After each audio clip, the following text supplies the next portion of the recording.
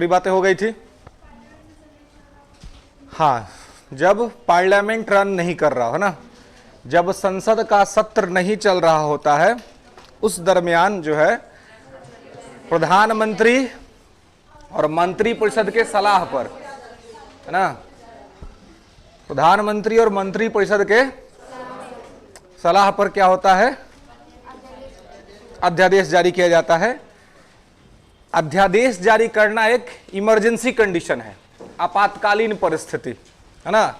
जैसे कि मान लीजिए कि आज पॉलिटी की क्लास थी, है ना, और मैं आपका पॉलिटी लेता हूं और मैं किसी कारण से अचानक से अनुपस्थित हो गया, तो मैनेजमेंट को कोई क्लास लगाना पड़ेगा, तो कोई आ सकता है मेरे बदले में, है ना, ले सकता है, कुछ भी पढ़ा के जा सकता है आपको, है ना, क्योंकि इमरजेंसी सिचुएशन है, जब मैं उपस्थित नहीं हूं तो ठीक उसी प्रकार से जब संसद नहीं चल रही होगी, कानून बनाना एकदम जरूरी होगा, तो इमीडिएटली कानून बन जाएगा।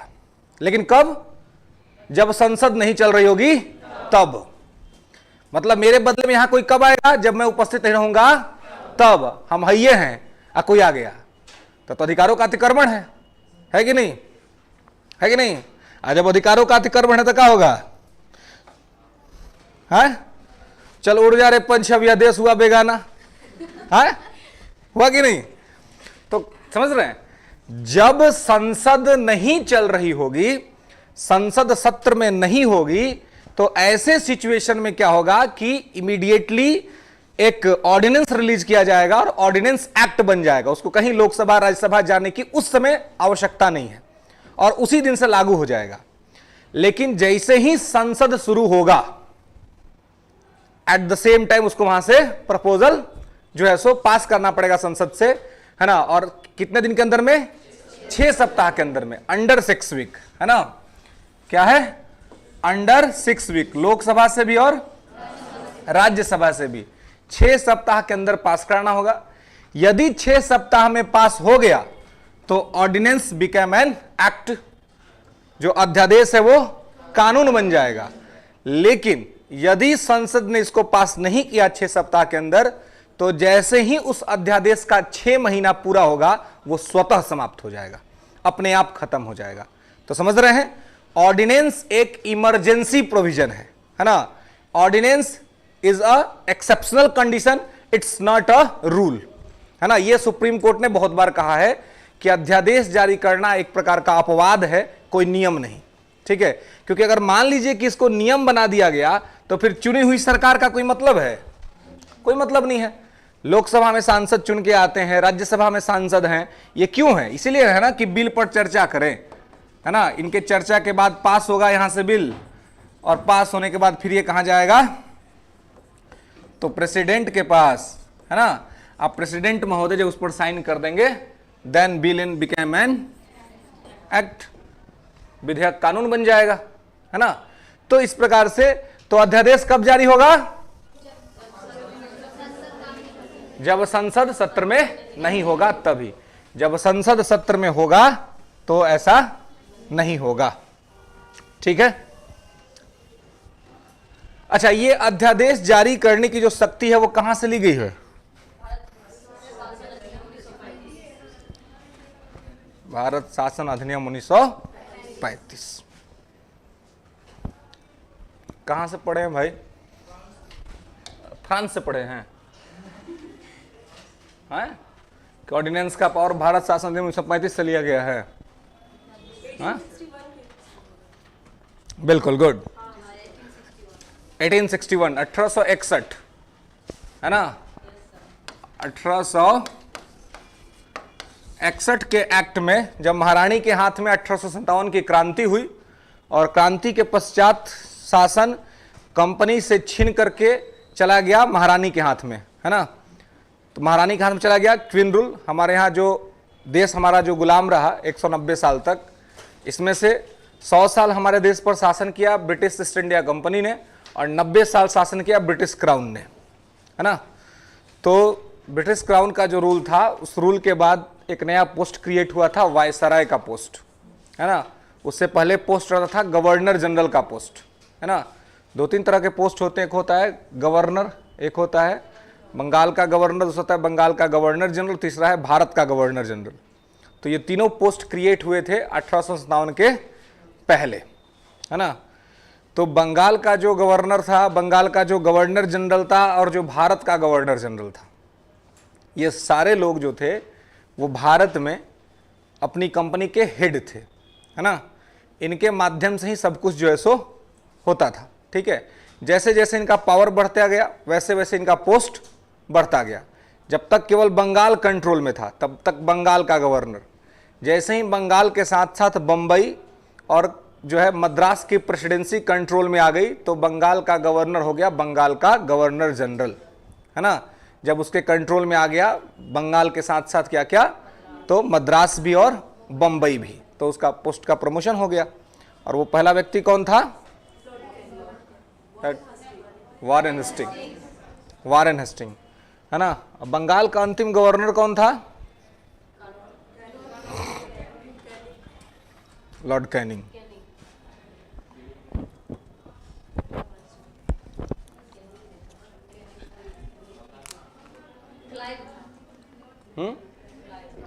क्लाइव था जी, बिल्कुल वारेन हेस्टिंग ही होगा। कहां कहां घूम रहा है सब, कि जब किसी प्रश्न का गलत जवाब देते हैं दो बातें क्लियर हो जाती हैं। एक,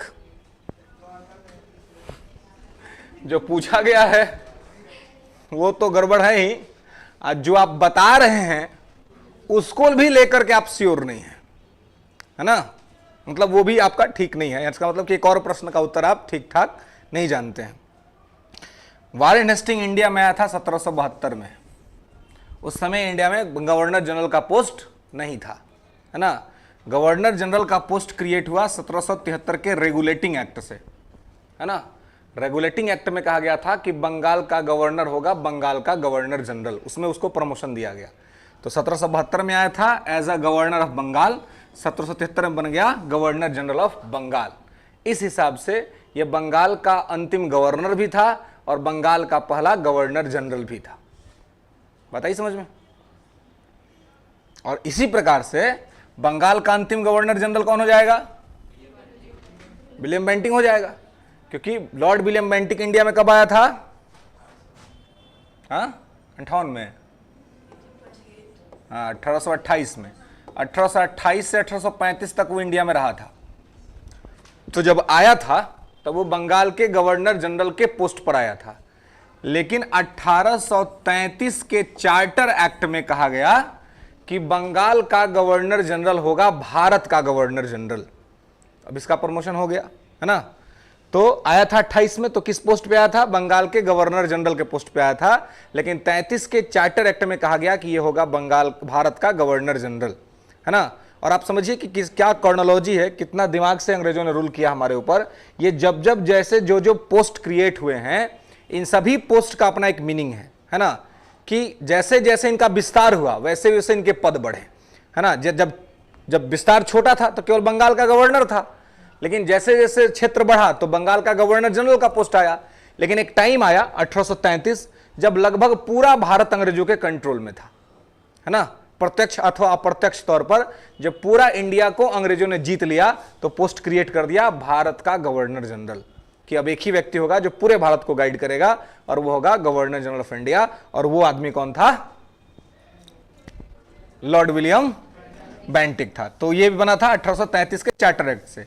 और 1833 से लेकर के 1857 तक, टिल 1857 रिवॉल्यूशन, 1857 की क्रांति के बीच तक जो भी लोग इंडिया में आया वो सब लोग भारत के गवर्नर जनरल ही थे, है ना। और उसी में था लॉर्ड कैनिंग, है ना, जो कैनिंग 56 में आया था। 56 से 62 तक इंडिया में रहा था। 56 से 62 तक जब इंडिया में रहा था तो इसी के टाइम में 1857 की क्रांति हुई थी। 1857 का जो रिवॉल्यूशन हुआ वो किसके टाइम में हुआ? लॉर्ड कैनिंग के समय में हुआ। लेकिन 1857 की क्रांति की पूरी पृष्ठभूमि जो है, वो पूरा बैकग्राउंड जो है, वो किसने तैयार किया था? लॉर्ड डलहौजी, है ना। पूरा का पूरा जो सीन है वो किसने तैयार किया था? वो डलहौजी ने तैयार किया था, है ना, जो 1857 की क्रांति हुई थी उसका, है ना। तो ये जो क्रांति हुई थी इसका पृष्ठभूमि तैयार किया डलहौजी ने, है ना। होना चाहिए था उसी के टाइम पर, है ना, सारा तैयारी भी हो चुका था, लेकिन कुछ कारणों से ये मामला थोड़ा आगे बढ़ा और भुगतना पड़ा किसको? कैनिंग को। कैनिंग आया बेचारा गवर्नर जनरल के पोस्ट पे, लेकिन अगले ही साल उसका डिमोशन हो गया, है ना।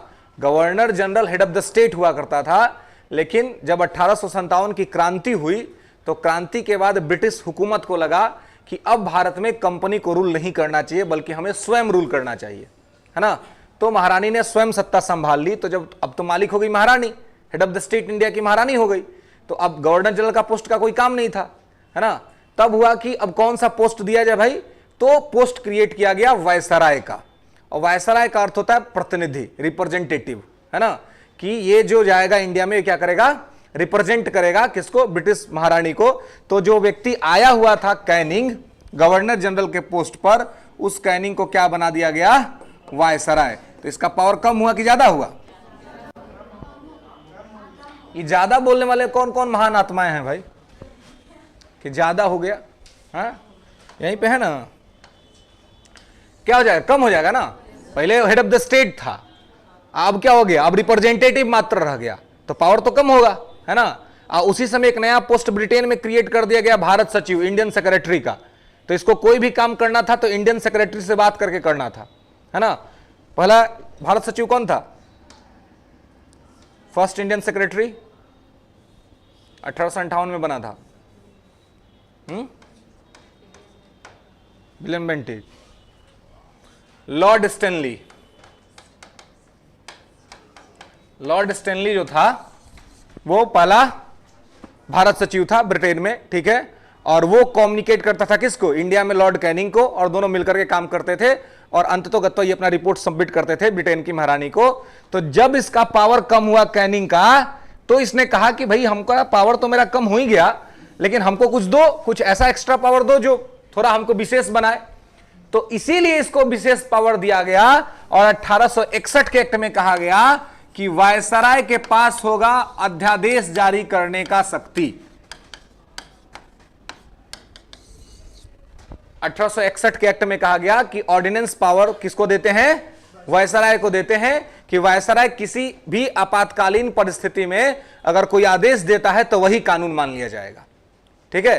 तो यह पावर जो है सो 1861 में अध्यादेश का पावर आया पहले वायसराय के पास, जो कैनिंग था उस समय का। और उसके बाद जब हमारे देश का कॉन्स्टिट्यूशन बना तो उसमें हमने यह पावर राष्ट्रपति को ट्रांसफर किया, फिर राज्यपाल को ट्रांसफर किया कि कोई ऐसी अचानक सी परिस्थिति बनेगी जब कानून बनाना अनिवार्य हो जाएगा कि इमीडिएटली एक्ट पास कर लिया जाए, तो ऐसी स्थिति में हम क्या करेंगे? तो ऐसी स्थिति में हम अध्यादेश जारी कर पाएंगे, ठीक है। तो इसकी उत्पत्ति हुई थी 1861 के एक्ट से, ठीक है, जहां पे लॉर्ड कैनिंग को अध्यादेश जारी करने की शक्ति मिली थी। और वहीं से भारत के संविधान में लिया गया इसको, संविधान के भाग 5 के अनुच्छेद 123 में, ठीक है। और फिर संविधान के भाग 6 के अनुच्छेद 213 में, है ना। 213 में राज्यपाल के पास भी अध्यादेश जारी करने की शक्ति है।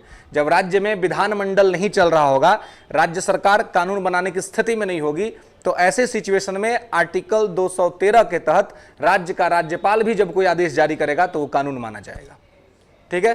तो राज्यपाल को भी अध्यादेश जारी करने की शक्ति है और राष्ट्रपति को भी अध्यादेश जारी करने की शक्ति है। क्लियर है? राज्यपाल जारी करता है अनुच्छेद 213 के तहत, राष्ट्रपति जारी करता है अनुच्छेद 123 के तहत। राष्ट्रपति जारी करता है प्रधानमंत्री और मंत्रिपरिषद के कहने पर, राज्यपाल जारी करता है मुख्यमंत्री और मंत्रिपरिषद के कहने पर, ठीक है।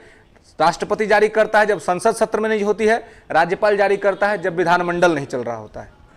क्लियर है? और वहां का भी ऑर्डिनेंस का एज 6 महीना होता है, यहां के भी ऑर्डिनेंस का एज 6 महीना होता है। वहां भी 6 सप्ताह के अंदर संसद से पास कराना होता है, यहां भी 6 सप्ताह के अंदर विधानमंडल से पास कराना होता है। पास कर गया तो कंटिन्यू रहेगा, नहीं पास किया तो 6 महीने बाद खत्म हो जाएगा, ठीक है। बात आई समझ में? तो इस प्रकार से ये पूरा का पूरा अध्यादेश का अपना एक हिस्ट्री था, इतिहास था, है ना। और इसके बाद पॉलिटी में इस प्रकार से इसकी एंट्री थी, ठीक है, आर्टिकल 123 के अंतर्गत। क्लियर है? दिक्कत? चलिए, तो आर्टिकल 62 तक हम लोग देख चुके थे, है ना। हम लोगों को आर्टिकल 63 देखना था, तो आगे देखना था उपराष्ट्रपति, वाइस प्रेसिडेंट, ठीक है। तो हेडिंग बनाएंगे उपराष्ट्रपति,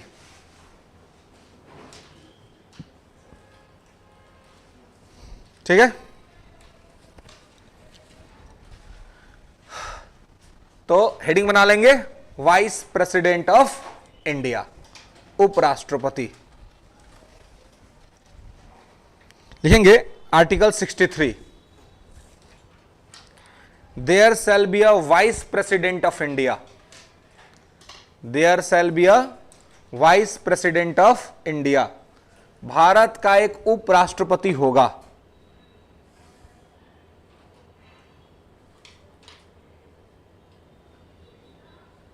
ठीक है, there shall be a vice president of India.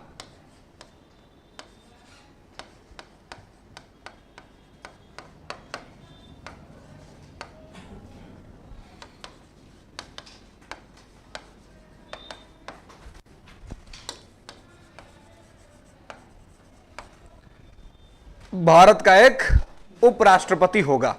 ठीक है, तो ये आर्टिकल कौन सा कहता है जी? 63, कि भारत का एक उपराष्ट्रपति होगा।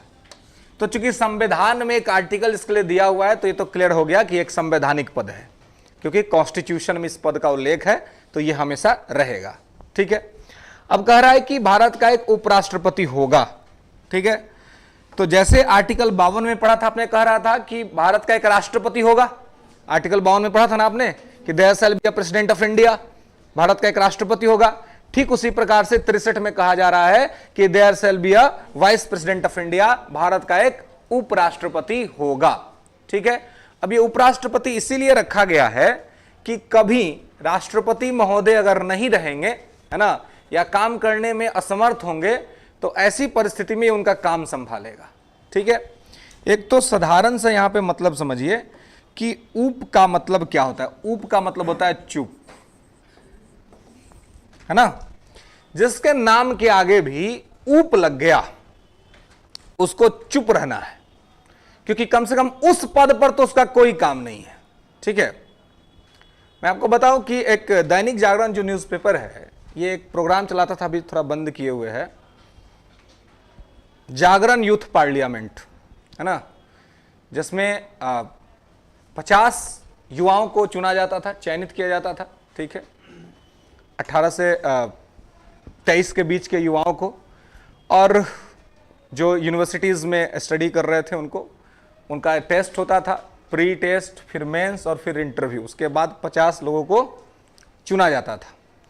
वो 50 लोग जब चुन लिए जाते थे तो उन 50 लोगों का एक पार्लियामेंट बनता था। ठीक है, उसमें फिर वोटिंग्स होती थी, और वोटिंग करके इलेक्शन प्रोसेस के माध्यम से उसमें चुना जाता था कि कौन पोजीशन में जाएगा और कौन अपोजिशन में जाएगा।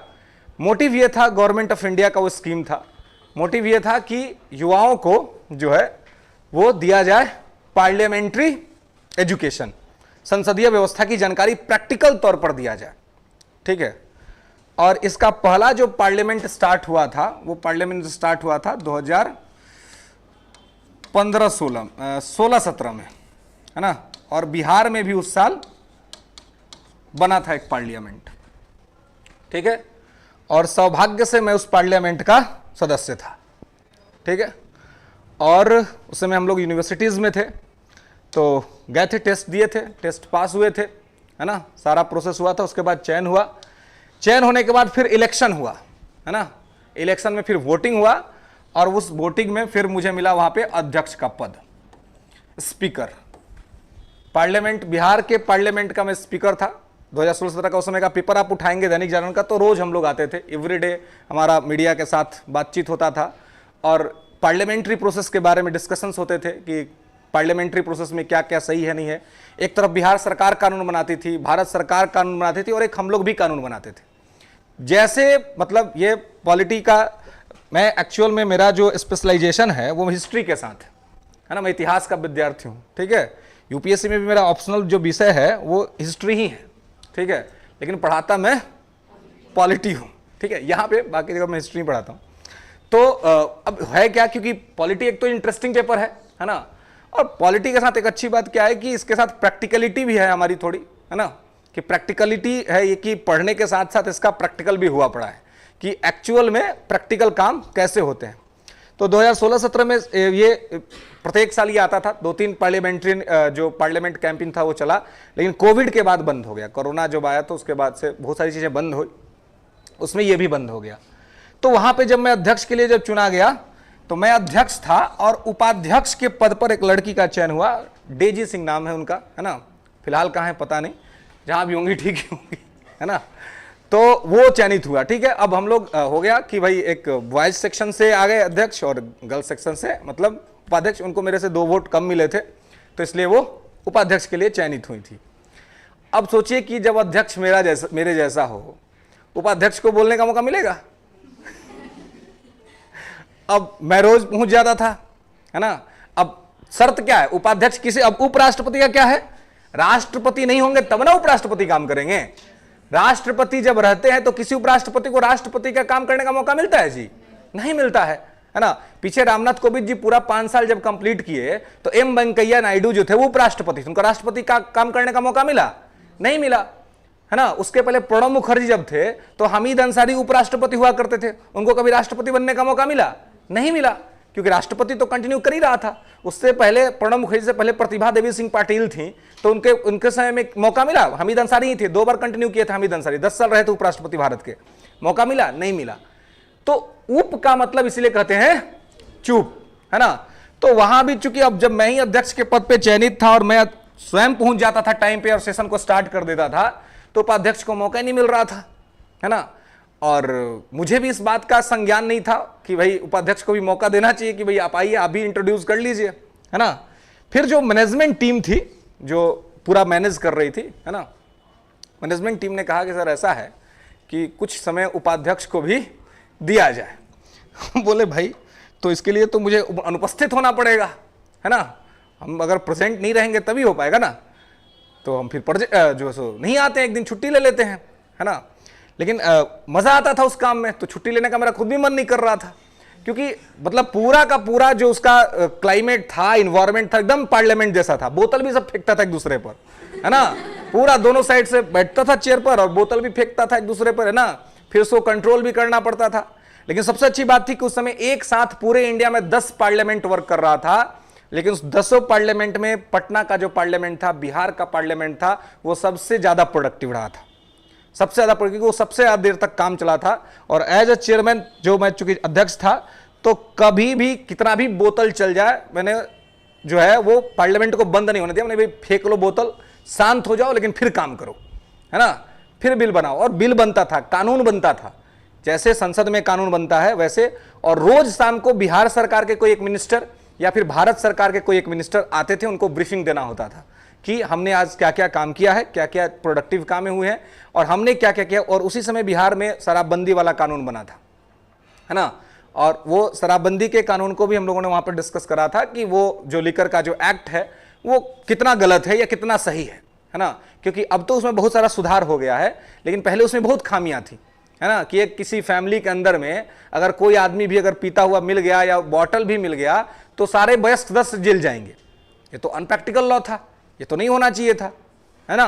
तो इस प्रकार के कुछ कुछ इस तरह की बातें थी उसमें, जिसको हम लोगों ने वहां पे पॉइंट आउट कराया था कि ये सारी चीजें जो है सो नहीं होनी चाहिए। कानून ऐसा हो कि लोगों की रक्षा करे, कानून ऐसा ना हो कि लोगों का शोषण करना शुरू कर दे, है ना। तो कानून का बेसिक ऑब्जेक्टिव ये होता है। मेनली ये बात बताने का मेरा पर्पस ये था कि जो उपाध्यक्ष होते हैं, है ना, या उप जिनके नाम के आगे भी लग गया, उनको क्या होना पड़ता है जी? चुप रहना पड़ता है, क्योंकि उनका कम से कम उस पद पर कोई काम नहीं है।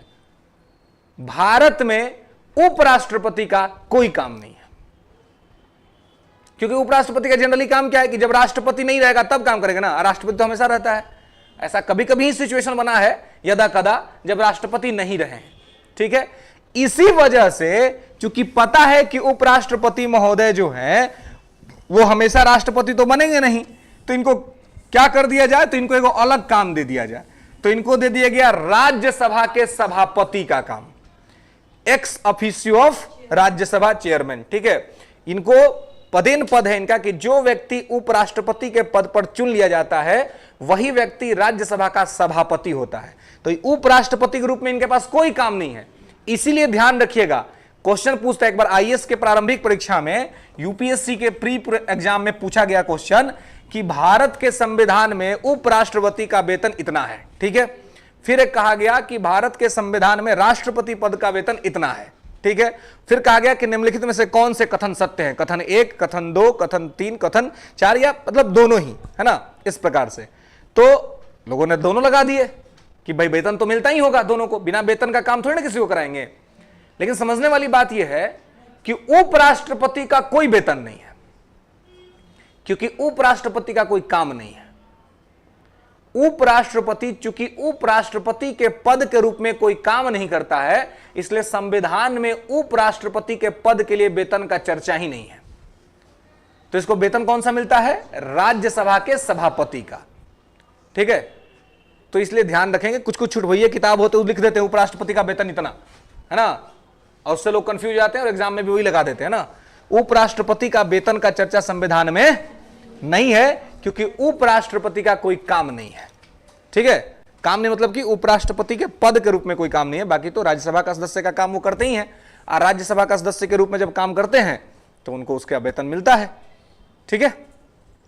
आर्टिकल 64 लिखेंगे, ये बातें और क्लियर होंगी।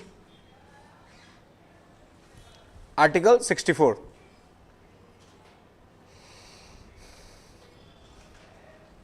लिखेंगे कि द वाइस प्रेसिडेंट, उपराष्ट्रपति, the vice president shall be ex officio chairman,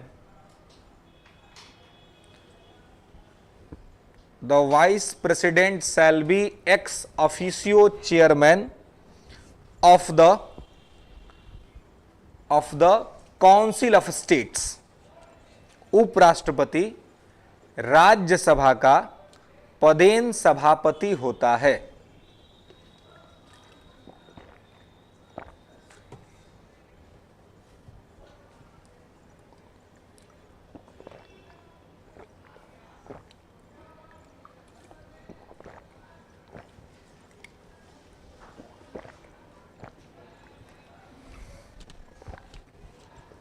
ठीक है, हाँ। उपराष्ट्रपति राज्यसभा का पदेन सभापति होता है, ठीक है। नोट करके एक और लाइन इसमें ऐड कर लेंगे कि and shall be not hold any office of the profit, and shall not hold any office of profit.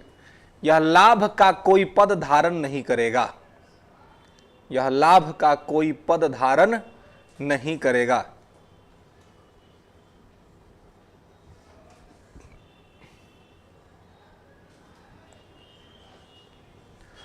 ठीक है, समझ रहे बात को कि पदेन पद, है ना, हिंदी में बोलते हैं पदेन पद, इंग्लिश में इसको इसी को बोलते हैं एक्स ऑफिशियो, है ना। एक्स ऑफिशियो का मतलब है कि एक व्यक्ति एक पद पर जाता है और वहीं से स्वतः ऑटोमेटिकली दूसरा पद भी उसको मिल जाता है। जैसे वाइस प्रेसिडेंट चुना तो गया वाइस प्रेसिडेंट के लिए, लेकिन जो व्यक्ति उपराष्ट्रपति बनता है वो अपने आप राज्यसभा का सभापति बन जाता है ऑटोमेटिकली। यही इसी का मतलब हुआ एक्स ऑफिशियो। जैसे कि प्रधानमंत्री का पद भी एक्स ऑफिशियो पद है, पदेन पद है। आप जब प्रधानमंत्री बनेंगे तो प्रधानमंत्री बनने के साथ साथ अन्य पद पर भी आप चले जाएंगे। जैसे कि नीति आयोग का अध्यक्ष आप ऐसे ही बन जाएंगे, राष्ट्रीय विकास परिषद का अध्यक्ष आप ऐसे ही बन जाएंगे, है ना। जो आदमी प्रधानमंत्री होता है वही नीति आयोग का अध्यक्ष होता है, वही एनडीसी का अध्यक्ष, वही इंटर स्टेट काउंसिल का अध्यक्ष होता है ना, वही परमाणु विभाग का अध्यक्ष होता है। तो कहने का मतलब है कि आप प्रधानमंत्री बनेंगे, साथ साथ बहुत सारा पद स्वतः आपके पास आ जाएगा। तो ऐसा पद जो स्वतः अपने आप चला आए आपके पास, उसको कहते हैं एक्स ऑफिशियो पोस्ट, ठीक है। तो उपराष्ट्रपति चुना जाता है उपराष्ट्रपति के लिए, लेकिन क्या बन जाता है? राज्यसभा का सभापति, है ना। ये क्या बन जाता है? राज्यसभा का सभापति, ठीक है। Chairman of council of states, ठीक है ना। राज्यसभा का सभापति जो है सो ये बन जाता है, इसलिए इसको कहते हैं एक्स ऑफिशियो पोस्ट, ठीक है। तो समझ रहे हैं कि वाइस प्रेसिडेंट लगा हुआ है, इसका मतलब है ऊप, और ऊप का मतलब है चूप। तो इसको प्रेसिडेंट के रूप में तो इसका कोई काम नहीं है, है ना। प्रेसिडेंट के रूप में काम तो कभी कभी पड़ेगा, जब प्रेसिडेंट नहीं होंगे तब। तो बीच में ये बेचारे तो चुन लिया गया है, तो इनको क्या करेंगे, बैठा के तो रखेंगे नहीं, कुछ ना कुछ काम तो इनको देना पड़ेगा। इसलिए आपको पता है कि संसद के 2 सदन है, एक है लोकसभा, दूसरा है राज्यसभा। तो राज्यसभा में ही सभापति का काम इनको दे दिया जाता है। अब जैसे कि कल आप पूछ रहे थे, कोई पूछ रहा था, आप पूछ रहे थे कि अध्यक्ष या सभापति का नियुक्ति कैसे होता है, कैसे निर्वाचित होता है। तो एक बात तो यहां पे समझ में आ गई होगी कि सभापति कैसे आता है, समझ रहे हैं ना। और अध्यक्ष वाली बात आगे आएगी जब लोकसभा पढ़ेंगे तब, ठीक है, कि वहां पे क्या है, क्योंकि राज्यसभा का जो प्रिजाइडिंग ऑफिसर होता है उसका सभापति होता है, ठीक है। प्रिजाइडिंग ऑफिसर कौन होता है, सभापति। और सभापति कौन है, उपराष्ट्रपति है। तो अगर पूछा जाए कि राज्यसभा के सभापति का चयन कैसे होता है, तो बता दीजिए कि उपराष्ट्रपति कैसे चुना जाता है ना। जैसे उपराष्ट्रपति चुना जाता है वही उपराष्ट्रपति राज्यसभा का सभापति है, ठीक है। तो राज्यसभा का जो प्रिजाइडिंग ऑफिसर है वो वाइस प्रेसिडेंट होता है, ठीक है। वहां पर उसको सभापति बोलते हैं क्योंकि वो उपराष्ट्रपति के पद पर चयनित होता है और यहां पर आकर के वो क्या बन जाता है, एक्स ऑफिशियो पोस्ट के तौर पर वो इसको धारण कर लेता है। क्लियर है। इस सदन का ये मालिक है, इस सदन में वही होगा जो ये चाहेगा क्योंकि प्रिजाइडिंग ऑफिसर है, लेकिन ये इस सदन का सदस्य नहीं होता है। ध्यान रखेंगे, राज्यसभा का सभापति राज्यसभा का सदस्य नहीं होता है। क्यों, क्योंकि उपराष्ट्रपति है, उपराष्ट्रपति के पद पर उसका चयन हुआ है। इसी वजह से राज्यसभा में लगने वाला जो रूल और रेगुलेशन है वो उपराष्ट्रपति पर नहीं लगता है। राज्यसभा का सदस्य बनने के लिए एज सीमा रखा गया है 30 साल, कि 30 साल के अगर आप हो जाएंगे तभी आप राज्यसभा का मेंबर बनेंगे। यहां पर जो राज्यसभा का सभापति वो 35 साल होने के बाद ही बनते हैं। तो ऐसा क्यों है, ऐसा इसलिए है क्योंकि वो उपराष्ट्रपति है, तो इसलिए उस पर उपराष्ट्रपति वाला शर्त लागू होता है, न कि राज्यसभा के सभापति का, ठीक है। उपराष्ट्रपति बनने के साथ वो राज्यसभा का सभापति बन जाता है, ठीक है। बता रही समझ में, हाँ नहीं आ रहा होगा तो बोलिएगा, है ना। ये नहीं कि हम अपने बोल के अपने समझ ले, हाँ ये होता है ना, कितना बार आदमी अपने पढ़ के अपने समझ लेता है, अपने पढ़ा के अपने, है कि नहीं। आप समझे कि नहीं होगा कोई बात नहीं, लेकिन आपको बोलना पड़ता है कि आप समझे कि नहीं समझे, है ना। नहीं समझे तो आने का कोई फायदा है, आराम से तब टाइम काटिए घर में फर्स्ट क्लास का, है ना। मोबाइल में नेट उठ है तो, हाँ क्या, किसका, राज्यसभा का।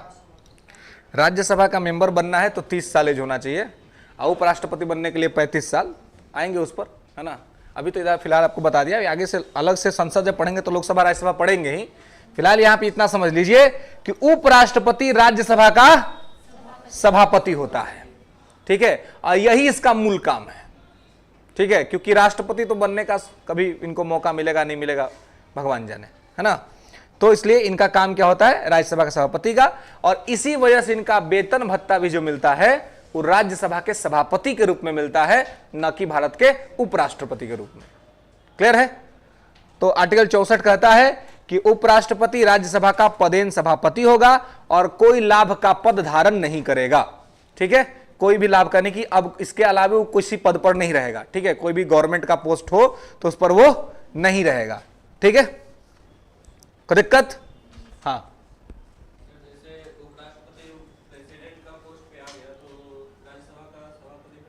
उपसभापति रहेगा, उसमें चुना जाएगा उपसभापति, डिप्टी चेयरमैन चुना जाता है वो रहेगा, ठीक है। डिप्टी चेयरमैन है वहां पे वो काम करेगा। जब सभापति उपराष्ट्रपति चल जाएंगे राष्ट्रपति के पद पे काम करने के लिए, तो राज्यसभा में एक उपसभापति का चुनाव होता है। उपसभापति इसलिए चुना जाता है कि जब सभापति नहीं रहेंगे तो वो काम संभालेंगे, तो संभाल लेते हैं। लोकसभा में भी होता है, अध्यक्ष के बदले में उपाध्यक्ष, कि अध्यक्ष नहीं आएगा तो उपाध्यक्ष संभालेगा। उप इसे रखना, उप कप्तान, आप देखते होंगे टीम होता है ना उप कप्तान। क्यों हम बोल रहे उप का मतलब चुप, क्योंकि बहुत लॉजिकल रीजन है। क्योंकि जब कप्तान रहता है तो उप कप्तान का कोई वैल्यू रहता है, कोई वैल्यू नहीं। नॉर्मल खिलाड़ी की तरह खेलो, लेकिन जैसे ही मान लीजिए कि कप्तान इंजर्ड हो गया, उसको चोट लग गया या वो आराम करने चला गया पवेलियन रूम में, तो एट द सेम टाइम उप कप्तान कप्तान बन जाता है। तो जब कप्तान बन गया तो उप ना हट गया ना आगे से, तो जब तक उप लगा है तब तक तो चुपे ना है, तब तक कहां वो कोई एक्शन ले रहा है, लेने का पावर नहीं है।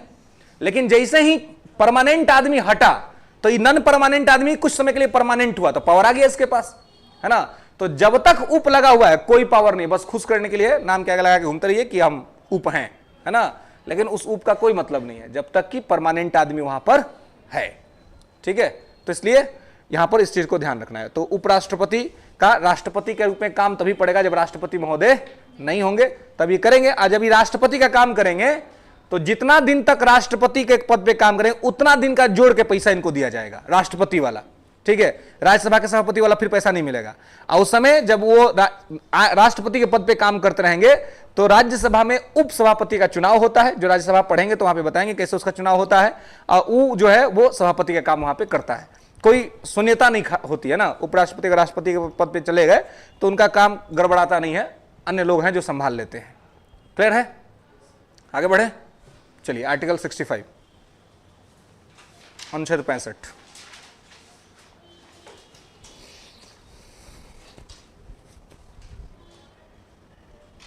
लिखेंगे कि the vice president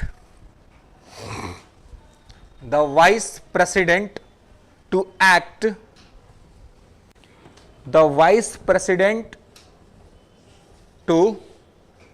as president or to discharge his function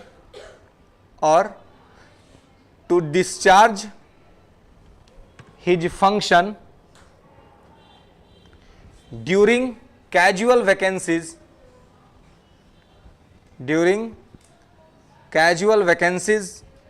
in the office or during the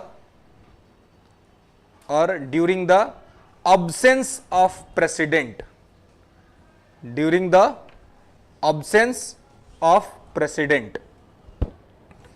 उपराष्ट्रपति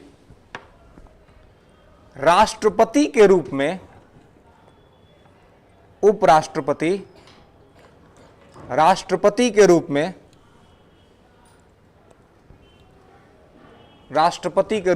में कार्य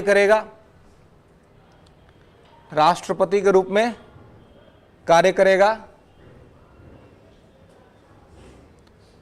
पद रिक्ति की स्थिति में अथवा अनुपस्थिति की स्थिति में।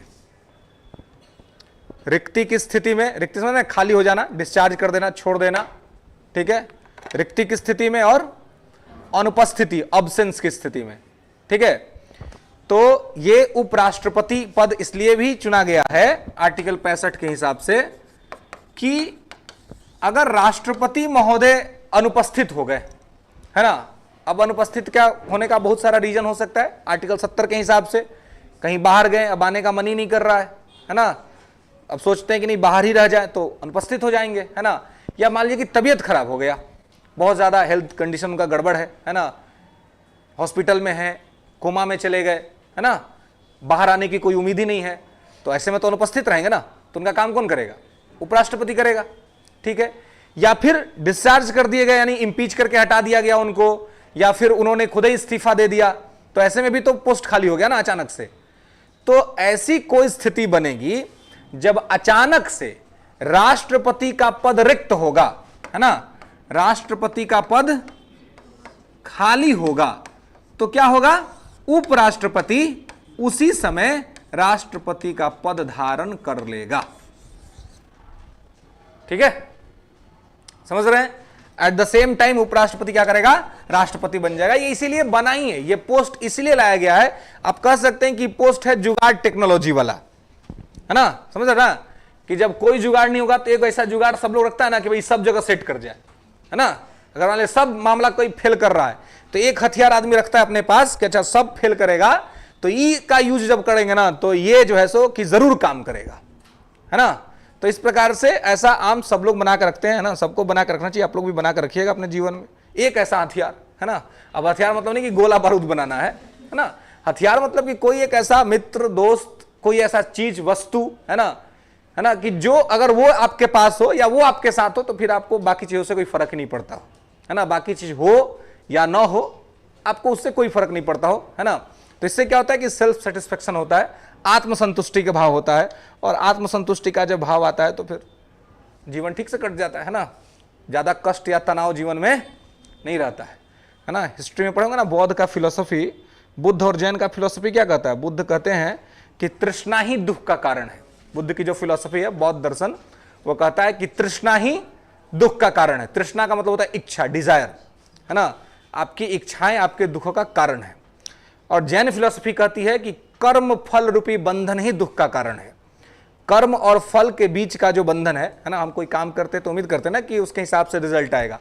कभी कभी आता है, कभी कभी नहीं आता है। जब आपके हिसाब से आता है तो आप खुश हो जाते हैं, जब आपके हिसाब से नहीं आता है तो आप दुखी हो जाते हैं। तो दुख का कारण क्या है? कर्म फल रूपी बंधन है। और बुद्ध कहते हैं कि इच्छा ही दुख का कारण है, तृष्णा ही दुख का कारण है। दोनों का मतलब एक ही है, बस शब्दों का अंतर है ना। मूल तौर पर दोनों कहना यही चाहते हैं कि आपकी जो इच्छा है ना, वही कहीं ना कहीं आपके समग्र दुखों का कारण है। तो अगर इच्छा पे कंट्रोल हो गया तो समझिए कि दुखों पर कंट्रोल हो जाएगा, है ना। जैन धर्म जो है वो किस शब्द से बना? वो जीन से बना है ना। जीन संस्कृत का शब्द है और इसका अर्थ होता है जितेंद्रिय, है ना। मतलब कि जिसने अपने इंद्रियों को जीत लिया हो, अपने ऑर्गन्स को जीत लिया हो, है ना। जनरली क्या होता है, हमें लगता है कि हम स्वतंत्र आदमी हैं, लेकिन हम स्वतंत्र नहीं है। हम लोग अपने अंदर की इच्छाओं के कहीं ना कहीं गुलाम हैं, परतंत्र हैं, है ना। बाहरी कोई शक्ति हम पे शासन नहीं कर रही है, लेकिन हमारे अंदर की ही कोई शक्ति है जो हम पर शासन कर रही है। हम चाहते हैं कि हम अच्छा काम करें, हम चाहते हैं कि हम अच्छा बन के रहें, लेकिन हमें ही कुछ अच्छा ऐसा काम कर देते हैं कि बुरा हो जाता है, गलत हो जाता है, और फिर हमें बाद में उसके लिए गिल्ट भी होता है कि ये शायद हमें नहीं करना चाहिए था। तो इसका मतलब क्या हुआ कि आपके अंदर में ही कोई ऐसी शक्ति है जो आपसे कुछ अच्छा करा रही है और आपसे कुछ बुरा करा रही है। तो आपकी लड़ाई एक्चुअल में बाहर की शक्तियों से नहीं है, आपके अंदर की शक्तियों से है।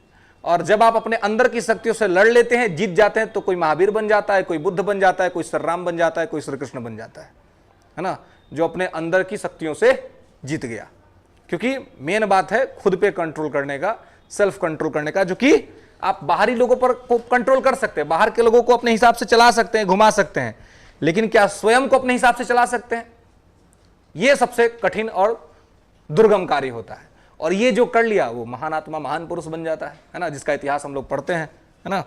तो ये वही सारे लोग हैं। तो यहां पर बेसिकली ये कहा जाता है कि उपराष्ट्रपति राष्ट्रपति के पद पर तब काम करेगा जब राष्ट्रपति अनुपस्थित होगा या उसका पद खाली होगा, है ना, वो अपने पद पर नहीं होगा। तो ऐसी स्थिति में उपराष्ट्रपति उस वैक्यूम को भर देगा, है ना, वो जाकर के काम कर लेगा। तो इसलिए बोल रहे कि एक प्रकार का जुगाड़ टेक्नोलॉजी है, लेकिन परमानेंट नहीं करेगा, है ना। 6 महीना तक मैक्सिमम टाइम फिक्स है कि उपराष्ट्रपति का पद यदि किसी भी कारण से रिक्त हुआ है तो 6 महीना के अंदर में नया राष्ट्रपति चुन लिया जाएगा। यह इलेक्शन कमीशन ऑफ इंडिया का रिस्पॉन्सिबिलिटी है कि वो 6 महीना के अंदर में नया राष्ट्रपति को चुन करके दे देश को, ठीक है। और फिर उपराष्ट्रपति अपने पद पर चले जाएंगे, अपना काम संभालेंगे, ठीक है। तो नया राष्ट्रपति का चुनाव 6 महीना के अंदर होना कंपलसरी है, अनिवार्य है, ठीक है। कोई दिक्कत? प्रोसीड। नेक्स्ट लिखेंगे आर्टिकल 66, अनुच्छेद 66।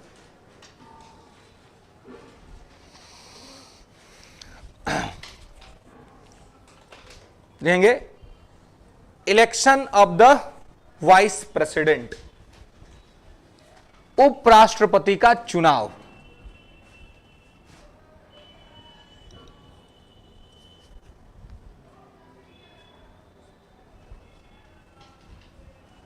ठीक है, उपराष्ट्रपति का चुनाव। तो आर्टिकल 66 में है उपराष्ट्रपति का चुनाव। अब देखिए,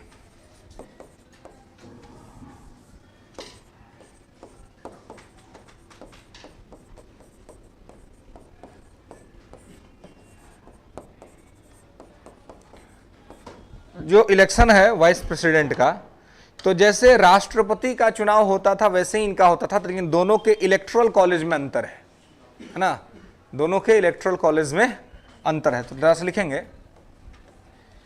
कि the vice president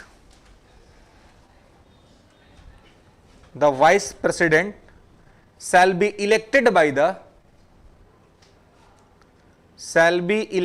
the the vice president shall be elected by the members of an electoral college, elected by the members of an electoral college।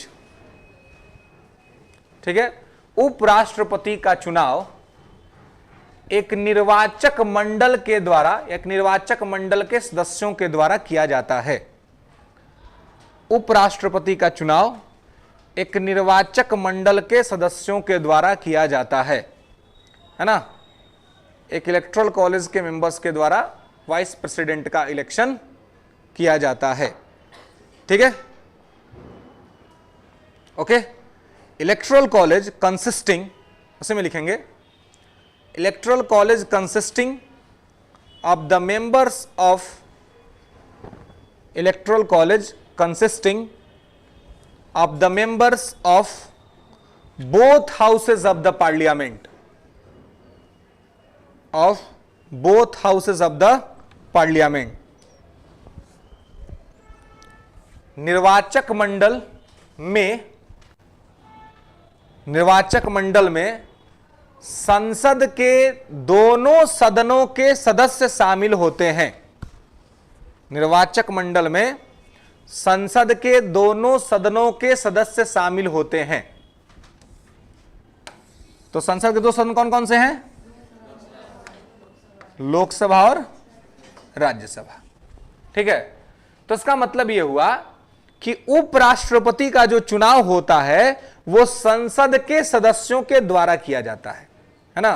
तो आप कह सकते हैं कि उपराष्ट्रपति के इलेक्टोरल कॉलेज में मेंबर ऑफ पार्लियामेंट्स होते हैं। ठीक है, और ध्यान रखना यह है कि इसमें कोई बाइफर्केशन नहीं है ना, इसमें वो इलेक्टेड और नॉन इलेक्टेड वाली कोई बात नहीं है। उपराष्ट्रपति के चुनाव में लोकसभा और राज्यसभा के इलेक्टेड और नॉमिनेटेड दोनों ही लोग भाग लेते हैं, है ना, दोनों ही लोग वोटिंग करते हैं। इसलिए लिखा गया कि both houses of the parliament, है ना, दोनों हाउस के जो सदस्य हैं वो भाग लेते हैं। ठीक है, और ये होता कैसे है तो लिख लेंगे उपराष्ट्रपति का चुनाव, लिख लेंगे कि सिंगल वोट ट्रांसफरेबल सिस्टम,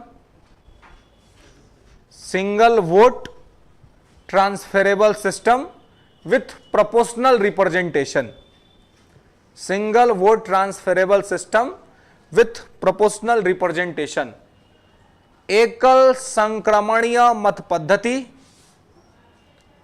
एकल संक्रमणीय मत पद्धति आनुपातिक प्रतिनिधित्व के माध्यम से, एकल संक्रमणीय मत पद्धति आनुपातिक प्रतिनिधित्व के माध्यम से।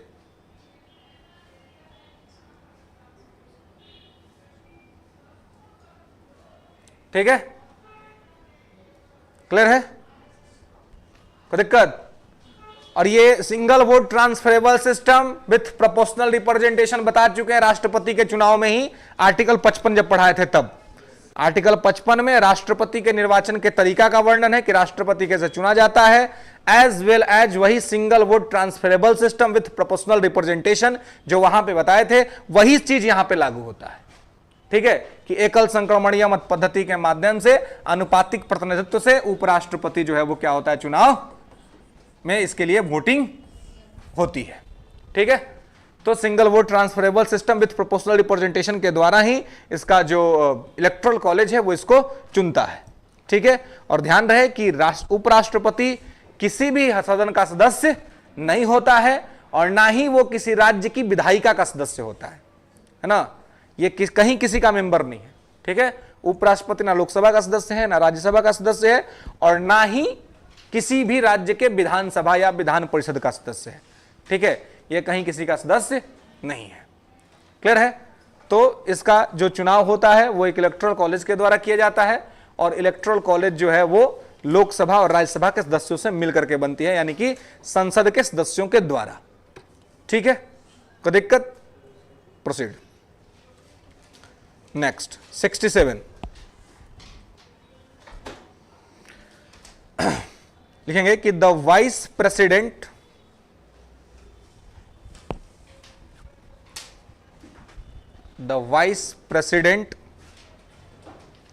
shall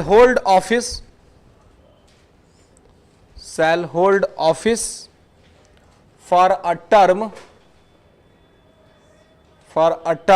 of 5 years, for a term of 5 years from the date of his appointment, from the date of his appointment.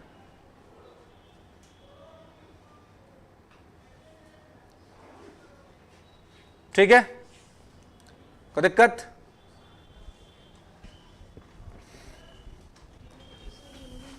हाँ, अच्छा हिंदी में लिखना है ना? हाँ? लिखेंगे कि उपराष्ट्रपति अपना पद धारण करने से लेकर 5 वर्ष तक अपने पद पर बना रहता है। ठीक है, उपराष्ट्रपति अपने पद धारण करने से, नहीं कि नियुक्ति से, है ना, अपनी नियुक्ति से 5 वर्ष तक अपने पद पर बना रहता है। ठीक है, आर्टिकल 67 के अनुसार। अब देखिए, यहीं पर आपको उपराष्ट्रपति का क्वालिफिकेशन समझ लेना है। ठीक है, क्योंकि उपराष्ट्रपति के क्वालिफिकेशन से रिलेटेड कोई भी सेपरेट आर्टिकल कॉन्स्टिट्यूशन में नहीं दिया हुआ है। ठीक है, इसलिए यहीं पे आपको समझ लेना है कि इनका क्वालिफिकेशन क्या होता है। तो यहीं पर लिख लेंगे क्वालिफिकेशन, योग्यता, या शुद्ध हिंदी में इसको बोलते हैं अर्हता, है ना, अर्हता। संविधान की किताबों को पढ़ेंगे तो लिखा जाता है अर्हता, योग्यता को अर्हता और अयोग्यता को निर्हरता, है ना। चलिए, तो क्वालिफिकेशन, तो पहला सिटीजन ऑफ इंडिया, यूनिवर्सल, तो ये है ना, भारत का नागरिक होना चाहिए, 35 वर्ष की आयु पूरा कर चुका हो,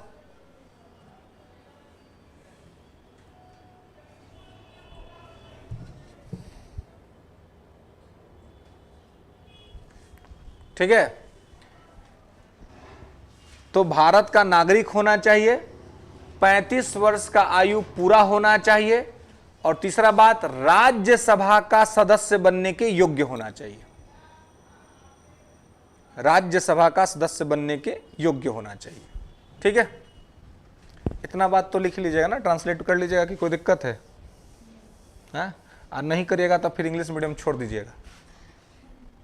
सही बता रहे, हम लोग के यहाँ क्या होता है, हम लोग के यहाँ ना हिंदी मीडियम है ना इंग्लिश मीडियम है, हम लोग के यहाँ चलता है इंग्लिश मीडियम, है ना, हिंदी और इंग्लिश का मिक्सचर, है ना, कि दोनों ही चलता है। और दोनों चलने के चक्कर में दोनों ठीक नहीं होता है, ना हिंदी ठीक हो पाता है और ना इंग्लिश ठीक हो पाता है ना।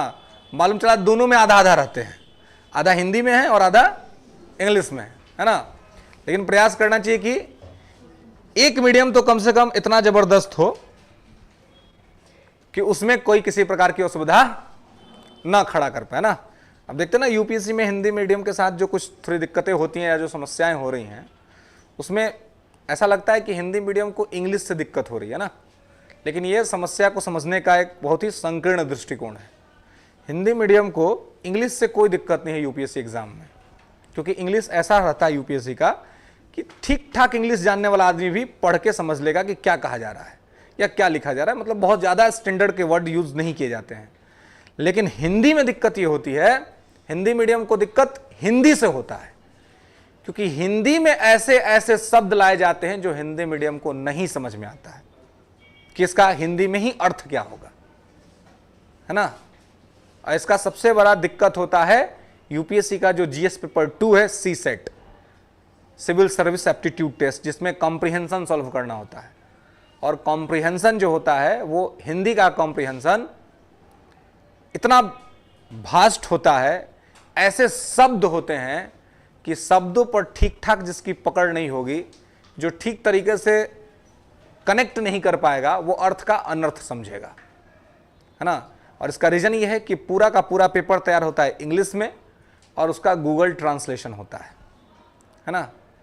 और इसका गूगल ट्रांसलेशन जब होता है तो ऐसी ऐसी हिंदी निकल के सामने आती है कि मतलब हिंदी मीडियम को तो मजा आ जाता है कि वाह क्या ही शब्द है और क्या ही अर्थ है इसका, है ना।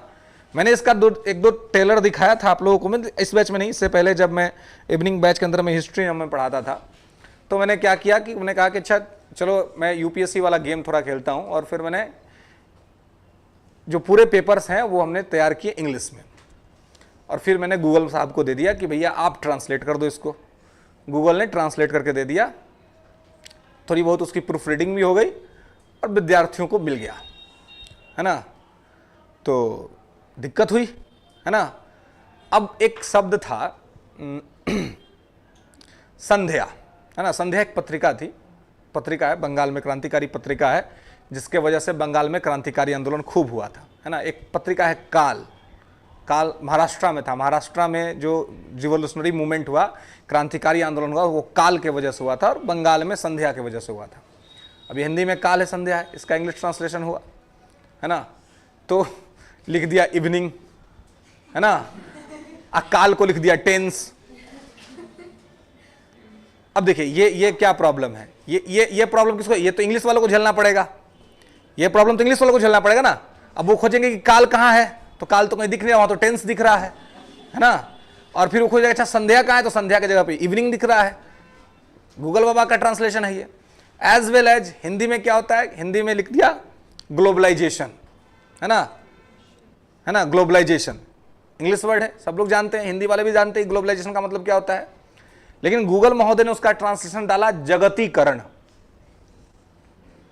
अब सोचिए कि जगतीकरण जो शब्द आया, है ना, तो भाई ये तो हिंदी मीडियम वालों को के मानसिक तंतुओं को झकझोड़ने वाला है कि नहीं है।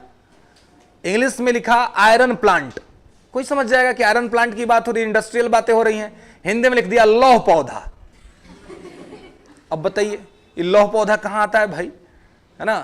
तो ऐसे ऐसे ट्रांसलेशन के इश्यू आते हैं, और इस ट्रांसलेशन के इश्यूज में 2020 के यूपीएससी की जो प्रारंभिक परीक्षा हुई थी, उसमें यूपीएससी ने ही एक ब्लंडर मिस्टेक किया। इंग्लिश में लिखा सिविल डिसओबीडियंस मूवमेंट, सविनय अवज्ञा आंदोलन। क्वेश्चन सविनय अवज्ञा आंदोलन से था। हिंदी मीडियम में सेम क्वेश्चन का ट्रांसलेशन था असहयोग आंदोलन, नॉन कॉपरेशन मूवमेंट। अब सोचिए कि सिविल डिसओबीडियंस मूवमेंट को, जिसका हिंदी होता है सविनय अवज्ञा आंदोलन, उसका हिंदी लिखा गया असहयोग आंदोलन। तो हिंदी मीडियम में जो पढ़ रहा है वो जब जवाब लिखेगा तो असहयोग के बेसिस पर लिखेगा ना। ऐसे ही चला गया 2 नंबर सबका, 2 नंबर तो वो गया ही, उसके बाद से निगेटिव मार्किंग में भी कुछ गया, है ना। तो ये सब ट्रांसलेशन के इश्यूज होते हैं, है ना।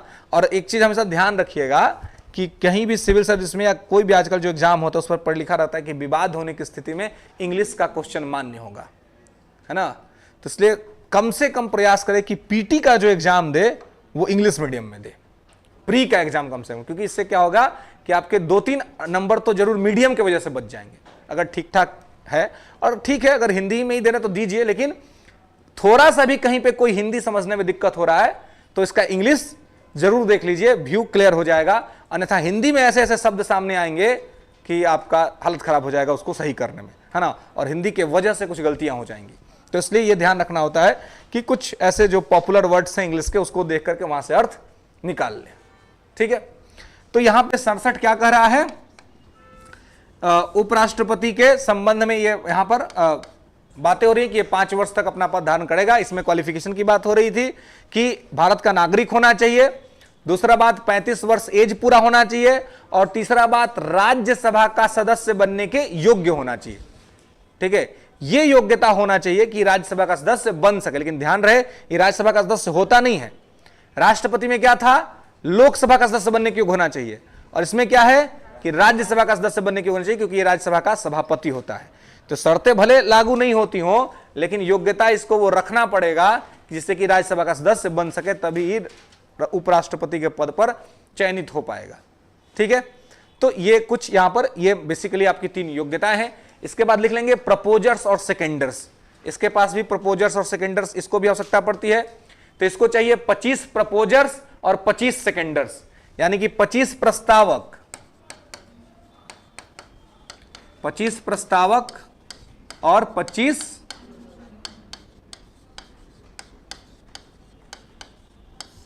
अनुमोदक, ठीक है। 25 प्रपोजर्स एंड 25 सेकेंडर्स।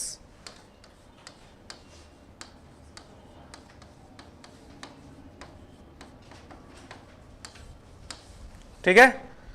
राष्ट्रपति को कितना चाहिए था? 50-50, ठीक है। और इनको चाहिए 25-25, ठीक है। और ये 25-25 अलग अलग होंगे, और ये भी 25 कौन होंगे? इलेक्टोरल कॉलेज के लोग होंगे, है ना, यानी कि निर्वाचक मंडल में जिन लोगों को देख रहे थे वही लोग होंगे, दूसरा कोई नहीं। नहीं तो उपराष्ट्रपति के नाम पर तो सब जाके गांव से अपना पूरा आदमी को लेकर चल जाएगा, नहीं चल जाएगा, कुछ नहीं होगा। तो भाई दिल्ली में रहने का परमानेंट घर नहीं मिल जाएगा, इस लालच में लोग वोट दे देगा कि भाई चलिए दिल्ली कभी जाएंगे तो कौन काम है बाहर कहीं जाकर ठहरने का, उपराष्ट्रपति के जाकर ठहरेंगे, उनके गेस्ट बन जाएंगे, है कि नहीं। तो इसलिए ये तो आसान होता है, इसलिए कहा गया कि नहीं, जो भी प्रपोजर्स और सेकेंडर्स चाहिए वो इलेक्टोरल कॉलेज के होना चाहिए, यानी कि ऑलरेडी वो सांसद होगा, है ना। तो इससे क्या होगा? सीरियस कैंडिडेट चुन करके आएंगे, नॉन सीरियस टाइप के कैंडिडेट चुन करके नहीं आएंगे, ठीक है। और साथ में ये ध्यान रखना है कि ये 25 प्रपोजर्स और 25 सेकेंडर चाहिए। इसके अलावा भी इनको भी क्या होता है, तो 15,000 जो रुपए है ना, ये इनको आरबीआई के पास जमा करना होता है, ठीक है। ये भी 15,000 रुपया आरबीआई के पास जमा करते हैं, ठीक है, जमानत राशि के रूप में। और ये लौट जाएगा, है ना, अगर चुनाव जीत जाएंगे तो लौट नहीं है, चुनाव नहीं भी जीतते हैं और अगर टोटल पड़े वोट का 1/6 इनको मिल जाता है तो इनकी जमानत राशि जब्त नहीं होगी और इनका पैसा इनको वापस दे दिया जाएगा, ठीक है।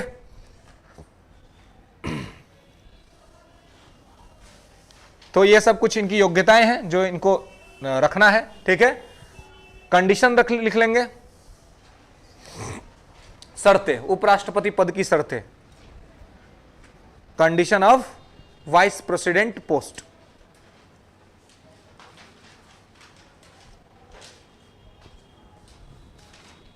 Condition of vice president post.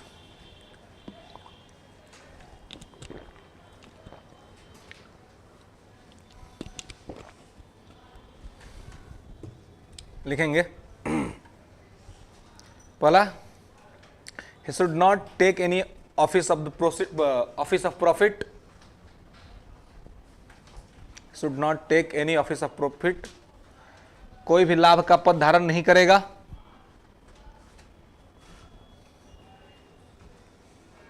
कोई भी लाभ का पद धारण नहीं करेगा, ठीक है। दूसरा, पागल नहीं होना चाहिए, he should not be mad, है ना, पागल नहीं होना चाहिए। अब ऐसा कई है जिस दुनिया में जो पागल नहीं है, हैं? हैं? ऐसा कोई है जो पागल नहीं है? सब लोग पागल हैं। हाँ हाँ बिल्कुल, हम लोग के पास सर्टिफिकेट नहीं है दिखाने के लिए कि भाई MI है ना, तो वो वाली सर्टिफिकेट नहीं है, ठीक है, बट लेकिन है ही। अब यह है कि कोई व्यक्तिगत तौर पे है ना, वस्तुनिष्ठ तौर पे है और कोई सामूहिक तौर पे है, लेकिन यहाँ पे शर्त रखा गया है कि भाई सर्टिफिकेट वाला नहीं होना चाहिए ना, सर्टिफिकेट अगर दे दिया डॉक्टर ने तो भाई काम जो है सो गड़बड़ हो जाएगा। तो 67 में कहा जाता है, ये मतलब इसके अंदर में आपके शर्त है, तो ये कहा गया कि पहले तो लाभ के पद पे नहीं होना चाहिए, यानी कोई सरकारी नौकरी में नहीं होना चाहिए। लाभ का पद कल ही बता चुके हैं कि क्या होता है, लाभ का पद का निर्धारण कौन करता है?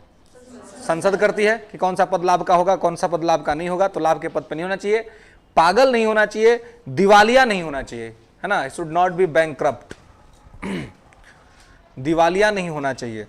दिवालिया नहीं होना चाहिए मतलब कि कर्जाखोर नहीं होना चाहिए, है ना, कर्जाखोर आदमी नहीं बनेगा।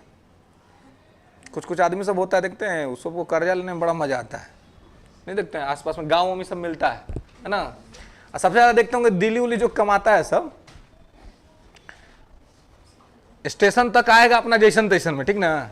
आप जब देखेगा कि अब गांव आने वाला है, घर अपने पहुंचने वाले हैं, तो क्या करेगा, अपना सब दिल्ली वाला जॉकेट जमड़ा खोलेगा अपना, है ना, अब बढ़िया से जो दो तीन को फटल फटल जीन्स सब खरीद ले होगा, है ना, उसको पहनेगा, है ना, 2-4 को फूल वूल बनाइल उनाइल, है ना, उसको धारण करेगा, लाल पियर टाइप का जूता होता पहनेगा, है ना, और उसके बाद पहुंचेगा गांव, है ना, और उसके बाद तो पूरा एकदम रोज पार्टी करेगा, रोज कभी कुछ, हाँ रोज कभी कुछ 10-12 दिन तक पूरा एकदम वो।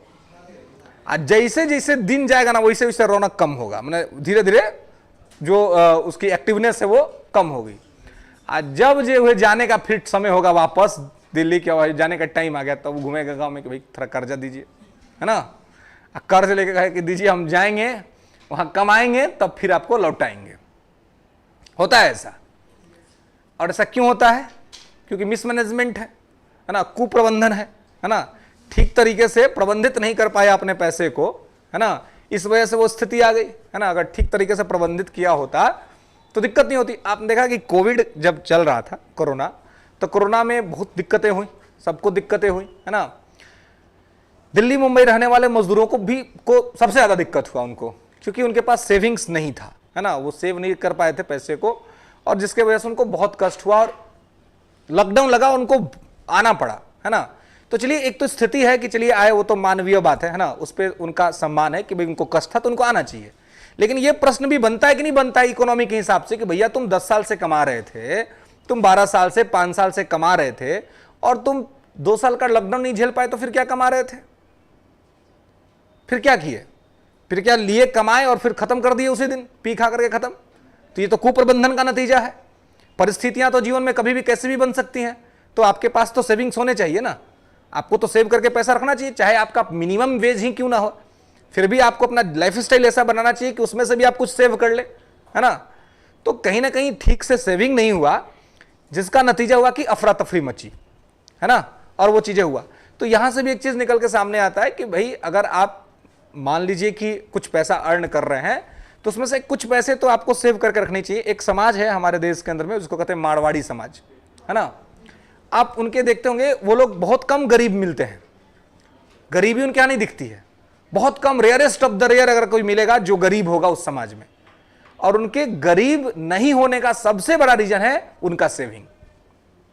वो सेविंग करते हैं, है ना, अनावश्यक खर्चा नहीं करते हैं, ठीक है। और वो जो है सो बचा करके रखते हैं।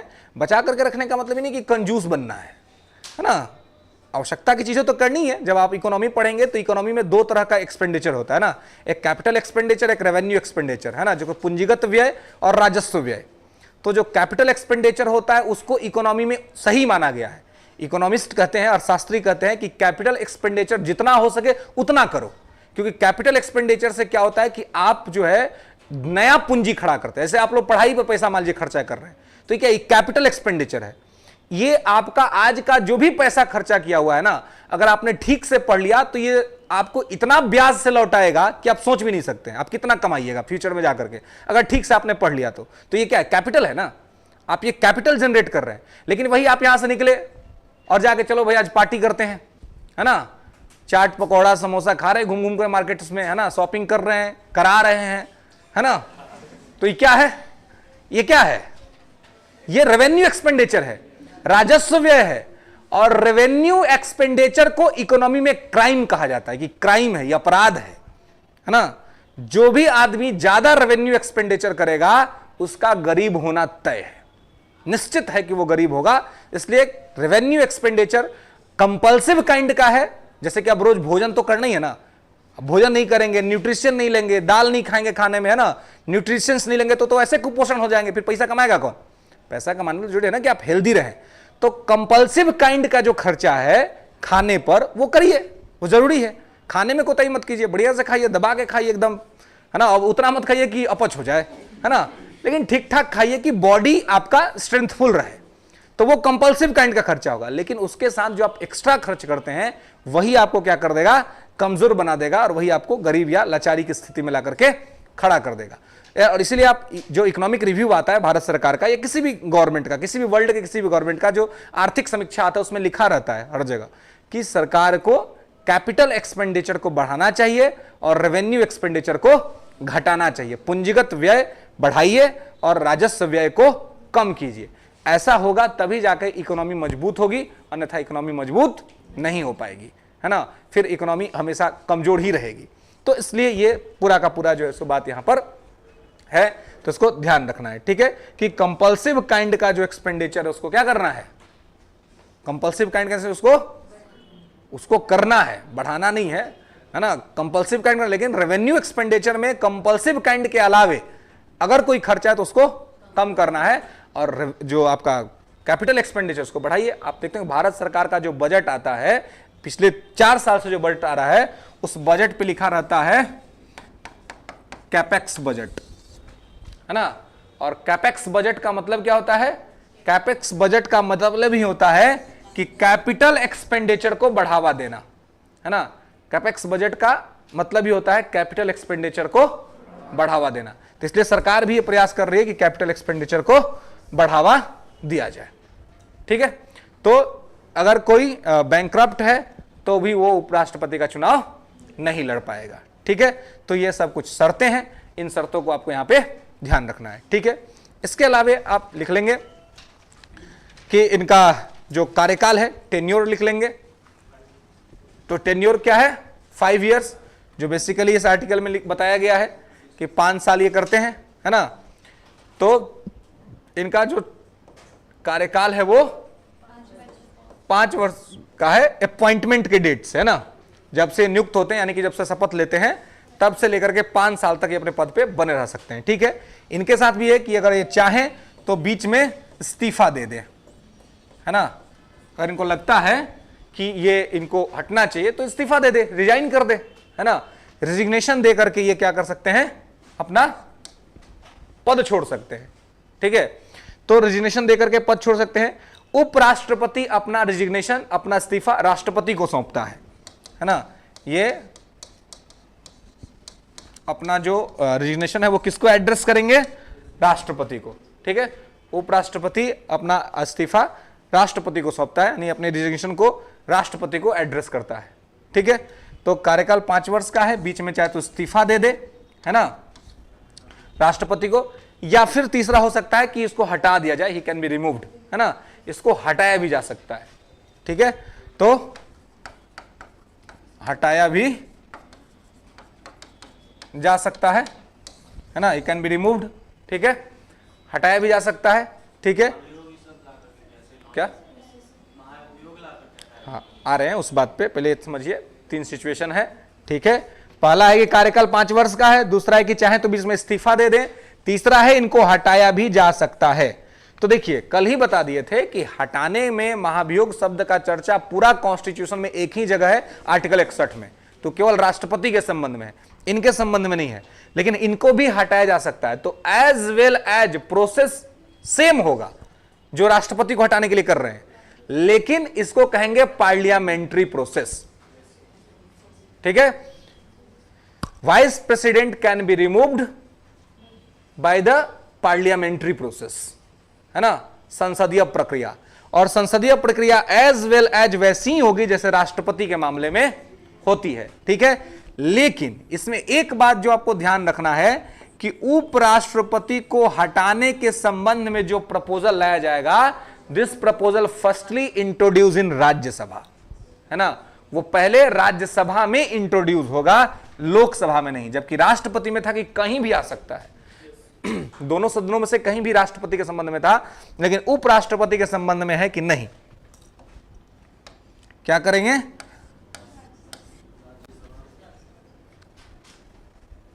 जल्दी से जल्दी पर्दवा लगाए पड़ तो नहीं हो, डिस्ट्रैक्शन होता है ना, आप लोगों को भी होता है, उधरों सबको होता है, कभी कभी हमरो होता है ना। अब पढ़ा रहे तो दिखे ना जाएगा, जो ने सब दिखते रहता, उसको बंद रहेगा तो ठीक रहेगा, है ना। डिस्ट्रैक्शन किसको नहीं होता है? कोई कहता नहीं कि नहीं होता है तो समझिए कि झूठ बोलता है, प्रैक्टिकल आदमी नहीं है। डिस्ट्रैक्शन जब विश्वामित्र को हो गया है तो किसको नहीं होगा जी? विश्वामित्र को जानते हैं, विश्वामित्र को, है ना, विश्वामित्र को डिस्ट्रैक्शन हो गया। इंद्र को लगा कि तो भाई हमारा पद ले लेगा, है ना, हमारे पद लेने के लिए तपस्या कर रहा है का। विश्वामित्र महाराज चाह रहे थे कि धरती पर स्वर्ग ला दे, है ना, उनका अपना एक अलग स्वर्ग लोक बनाने का प्रोग्राम था, है ना, कि हमारा एक अपना पर्सनल स्वर्ग लोक होगा, है ना, उसमें हम रहेंगे और हमारे आदमी रहेंगे, जिसको हम बुलाएंगे वो लोग रहेगा, है ना। इंद्र का हालत खराब हो गया, इंद्र बोला कि रोहिए आपका उपाय कर देते हैं, उपाय करवा दिया, है ना। सबसे डरपोक देवता इंद्र, है ना, कोई आदमी पूजा पाठ करना लगे, इंद्र का डर करके हालत खराब हो जाता है, उसको लगता है कि कहीं हमारा पद न छिन जाए। हमेशा इनसिक्योरिटी में जीने वाले देवता हैं इंद्र, इसलिए इंद्र को उतना ज्यादा पूजा पाठ नहीं होता ना। कृष्ण भगवान से एक बार लड़ गया, है ना, तो गोवर्धन पर्वत को उंगली पे उठा लिए, है ना, बस उसको समझ में आ गया कि भाई इस आदमी से रॉन्ग नंबर डायल हो गया, यहाँ पे नहीं लड़ना था, है ना। लड़ना ठीक बात है, लेकिन सब जगह लड़ जाइएगा तो कहीं मान लीजिए कि शत्रु प्रबल मिल गया तो दिक्कत हो जाएगा ना। कि जो इतिहास की जो कहानियां हैं ना, कि हिस्ट्री का एक सबसे अच्छा डिफरेंस होता है कि history is the art of living. इतिहास केवल पढ़ने की बात नहीं, इतिहास जीने की बात है ना। इतिहास को ठीक से पढ़िएगा, ठीक से समझिएगा तो एक बेहतर मानव बन जाइएगा, और ठीक से उसको इंप्लीमेंट करिएगा तो जीवन में कोई दिक्कत नहीं होगा, है ना। क्योंकि महान सफलता और महान असफलता की कहानी है ना। पढ़ा लिखा शासक मोहम्मद बिन तुगलक असफल सिद्ध हुआ, लेकिन अनपढ़ शासक अकबर सफल सिद्ध हुआ। कुछ तो रीजन रहा होगा ना। तो केवल ये कहना कि पढ़ा लिखा आदमी अच्छा शासन दे सकता है, ये भी ठीक बात नहीं है, क्योंकि ये गलत फिट बैठ जाता है फिर। और तभी तो हमारे संविधान में पढ़ाई लिखाई का कोई मतलब है नहीं। कहीं पढ़ रहे हैं कि कम से कम पहलो क्लास में पास होना चाहिए, इतना पढ़ा दिए ना। कौनों में बताए हैं कि कम से कम क्लास 1 पास होना चाहिए, ABCD आना चाहिए कम से कम, कहीं नहीं है। शिक्षा वाला कोई बातें नहीं है ना। सीधे कहा गया कि भारत का नागरिक होना चाहिए, एज इतना होना चाहिए, अब पागल नहीं होना चाहिए, दिवालिया नहीं होना चाहिए, है ना। बाकी कुछ भी होगा तो चलेगा, कोई दिक्कत नहीं। इसलिए देखें कितना बकलोल सब मंत्री विधायक बन के बैठल है, IAS लोग को घुमा रहा है पीछे पीछे, है ना। देखिए हम लोग इतना पढ़ के जाएंगे, सब कहेगा चलिए बेग उठाइए चलिए आगे, है ना। आगे जाके रोड साफ करवाए पड़ते हो, है ना। खैर लेकिन यही ब्यूटी है। तो लेकिन देखिए इसमें अंतर क्या है कि यहां पे है कि आप अपनी योग्यता पे प्राप्त करते हैं और वो लोग दूसरी की योग्यता पे जाते हैं ना। उन लोगों के प्रतिनिधि होते हैं। आप कुछ बनिएगा तो अपने मेहनत से बनिएगा ना। उनका अपना मेहनत तो है ही, साथ में जनता का मन है ना। तो चूंकि लोकतंत्र में हम लोग रह रहे हैं, तो लोकतंत्र में जनता सर्वोपरि है। तो जनता जिसको चुन लेती है, चाहे वो बकलोले का नहीं हो, आपको उसका बात सुनना पड़ेगा। ये उसका मेरिट नहीं है, लोकतंत्र का मेरिट है। देश में डेमोक्रेसी है, तो इसलिए आपको डेमोक्रेसी को मानना है। उसको मानिए चाहे मत मानिए, इसलिए उसका रिस्पेक्ट करना पड़ता है, उसको सैल्यूट भी करना पड़ता है कभी कभी। चलिए तो यहां पे समझिए कि क्या होता है कि इसको जो है राज्यसभा में ये यहां पे रहता है, ठीक है। और इसको हटाने का प्रपोजल सबसे पहले राज्यसभा में ही लाया जाएगा, ठीक है। और यहां पर जो है, अब देखिए अभी है यहां का सभापति, है ना, चेयरमैन है, ठीक है। ये क्या है, चेयरमैन है, और इसी को हटाने के लिए प्रपोजल लाया गया है। कल बताए थे आपको कि चेयरमैन जो है वो क्या है, अगर वो एक्सेप्ट करेगा तो चलेगा, नहीं तो वहीं पर मामला खत्म हो जाएगा। कल बताए थे ना। तो जब इसी को हटाने के लिए लाया गया तब क्या होगा, तब तो मामला गड़बड़ हो जाएगा, है ना। तो वो हाल हो जाएगा, वो सुनेंगे कि तो भाई कौन हुआ कोतवाल की अब डर काहे का, है ना। जब अपने आदमी कोतवाल हो जाए, थाना में दरोगा बन के, तो चोर डरेगा। चोर सोचेगा कि दरोगा जी तो हमारे भाई है, हमारा बचाइए लेंगे, है कि नहीं। तो इसलिए लेकिन यहां पर तो प्रावधान चेंज कर दिया गया है कि यदि उपराष्ट्रपति को हटाने के संबंध में कोई प्रस्ताव लाया जाएगा तो उस दिन उपराष्ट्रपति सभापति का काम नहीं करेंगे। उस दिन उप सभापति, डिप्टी चेयरमैन जो है उस सभापति का काम करेगा, ठीक है। उपराष्ट्रपति तो सदन के सदस्य भी नहीं है, तो अपना रहेंगे, अपना घर में बैठल रहेंगे, ठीक है। उनको मन करेगा तो अपना कोई रिप्रेजेंटेटिव या अपना कोई बात भिजवा देंगे किसी से, उनको आने का भी जरूरत नहीं है। अगर फिर वो आना भी चाहते हैं तो आके बैठ के चुपचाप मामला सुनेंगे, है ना। उनमें उनको वोटिंग करने का भी राइट नहीं है, क्योंकि वो उसके सदस्य ही नहीं है, ठीक है। तो प्रोसेस जो है थोड़ा सा अंतर यह है कि उपराष्ट्रपति को हटाने के संबंध का प्रस्ताव पहले राज्यसभा में लाया जाएगा, ठीक है। और दूसरा बात यह है कि जब यह लाया जाएगा तो राज्यसभा के सभापति के रूप में उपराष्ट्रपति काम नहीं करेंगे। उस दिन काम करेगा उपसभापति, सभापति के तौर पर काम, ठीक है। फिर और ये लोग भी क्या करेंगे, ये लोग भी पहले अपना 1/4 का क्या करेंगे, नोटिस भेजेंगे 14 दिन पहले, जैसे राष्ट्रपति वाले में होता था। 1/4 लोग अपना नोटिस भेज देंगे उपराष्ट्रपति को कि हम आपको हटाने जा रहे हैं, ठीक है। जब 14 दिन कंप्लीट होगा तो फिर इस हाउस के मेंबर 2/3 मेजोरिटी से इस प्रपोजल को पास कर देंगे। और जब पास कर देंगे तब ही आएगा लोकसभा में। लोकसभा यहां पे एक बार पूछ लेगी, है ना, कि सर क्या दिक्कत है, क्या मामला है, ठीक है। वो अपना बात कहेंगे, ठीक है। तो ये जांच करा लेगी, जांच के बाद रिपोर्ट देख लेगी कि रिपोर्ट में क्या है। अगर ये प्रूव हो जाता है कि हाँ इन्होंने सही में ऐसा कुछ गलत किया है, तो फिर क्या होगा, यहां से भी अपने 2/3 मेजोरिटी से पास कर देंगे और राष्ट्रपति उसी समय अपना पद छोड़ देंगे, ठीक है। या फिर कमीशन कह देता है कि नहीं ऐसा कोई बात नहीं है, तो ये पास नहीं करेगा, राष्ट्रपति अपने पद पर बना रहेगा। सौभाग्य का बात है कि हमारे देश में आज तक ना किसी राष्ट्रपति पर और ना ही किसी उपराष्ट्रपति पर इस प्रकार की प्रक्रिया को लाया गया है, ठीक है। क्लियर है। तो यहां पर ये सारा चीज समझ गए कि अपॉइंटमेंट कैसे होता है, हटाया कैसे जाता है और योग्यता क्या है। और इनका टेन्योर क्या है। क्या?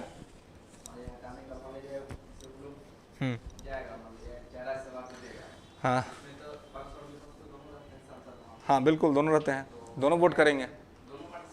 हाँ बिल्कुल, 2/3 बहुमत एक आदमी करने से थोड़ी आएगा, दोनों को सपोर्ट करना पड़ेगा, दोनों लोग चाहेंगे तभी होगा। इतना बड़ा रखा क्यों गया है? ताकि पक्ष और विपक्ष दोनों की मर्जी जानी जाए। ऐसा नहीं कि कोई विपक्ष चाहे तो हो जाए या सत्ता पक्ष चाहे तो हो जाए, है ना। मान लीजिए कोई उपराष्ट्रपति है, सत्ता पार्टी का बात नहीं सुन रहा है, तो सत्ता पार्टी चाहेगी उसको हटा दे, है ना। तो ऐसे में विपक्ष सामने आके खड़ा हो जाएगा कि नहीं ठीक है, संवैधानिक काम है, कॉन्स्टिट्यूशनल काम है, क्यों हटाइएगा आप। तो वो सपोर्ट नहीं करेगा। जब 2/3 बहुमत का सपोर्ट समर्थन नहीं होगा तो नहीं चलेगा। या फिर कभी कभी विपक्ष बदनाम करने की वजह से भी चाहता है कि इसको हटा दिया जाए, तो इसके लिए वो प्रपोजल ला सकता है, तो सत्ता पक्ष सपोर्ट नहीं करेगा उसको, है ना, कि भाई नहीं ये गलत तरीके से, मतलब इनका कोई गलती नहीं है और बिना गलती के अगर इनको हटाया जा रहा है तो कोई सपोर्ट नहीं करेगा। 2/3 मेजोरिटी इसलिए रखा गया है क्योंकि साधारणतया ऐसा देखा जाता है कि 2/3 मेजोरिटी प्राप्त करना मुश्किल होता है, इसलिए संविधान संशोधन में भी 2/3 रखा गया है ना, जो मुश्किल होता है किसी के लिए भी प्राप्त करना। तो उसमें वही काम हो पाता है जिसमें थोड़ा बहुत अन्य पार्टियों का भी समर्थन आपको मिले। आप स्वयं अपने समर्थन पर ये काम शायद नहीं कर सकते। ये कभी कभी ऐसा होता है, जैसे कि अभी मोदी जी वाली थोड़ी स्थिति है कि लोकसभा में भी उनको ठीक ठाक बहुमत है, 2/3 से ज्यादा है, राज्यसभा में 2/3 नहीं है, लेकिन फिर भी अलायंसेज के माध्यम से इनको मिल जाता है। इस वजह से संविधान में संशोधन हो जाता है ना। 10% जो आरक्षण मिला ईडब्ल्यूएस को, इकोनॉमिक वीकर सेक्शन को, कैसे मिला? अलायंसेज में लोगों ने सपोर्ट कर दिया, है ना, तो इस वजह से मिल गया। तो इसलिए इनको अपना समर्थन है। तो कभी कभी होता है ऐसा, पहले इंदिरा जी के पास था ऐसा बहुमत, राजीव गांधी के पास था ऐसा बहुमत, नेहरू जी के पास था ऐसा बहुमत। तो जिनके पास इस तरह का बहुमत होता है वो लोग बहुत सारे काम करते हैं या बहुत सारा संविधान में संशोधन करा देते हैं। ठीक है, चलिए नेक्स्ट आइए। आर्टिकल 67 हो गया ना, article 68।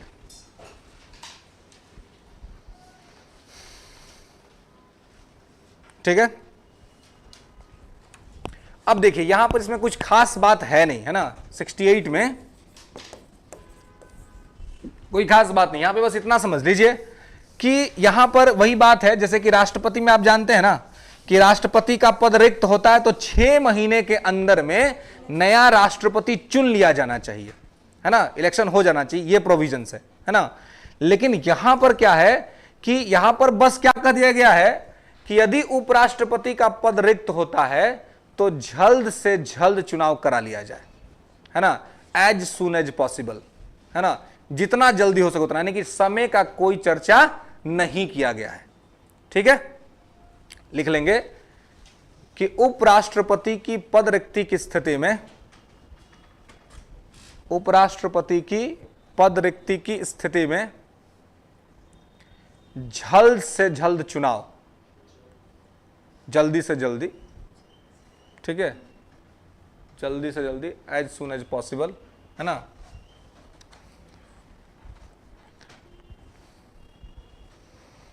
If the vice president post vacant, election commission of India conduct election as soon as possible. उपराष्ट्रपति का पद रिक्त होता है तो भारत का निर्वाचन आयोग जल्दी से जल्दी चुनाव कराएगा। अब देखिए जल्दी से जल्दी का क्या मतलब होता है? जल्दी जल्दी का मतलब होता है कुछ भी, 5 मिनट या 50 मिनट या 50 दिन।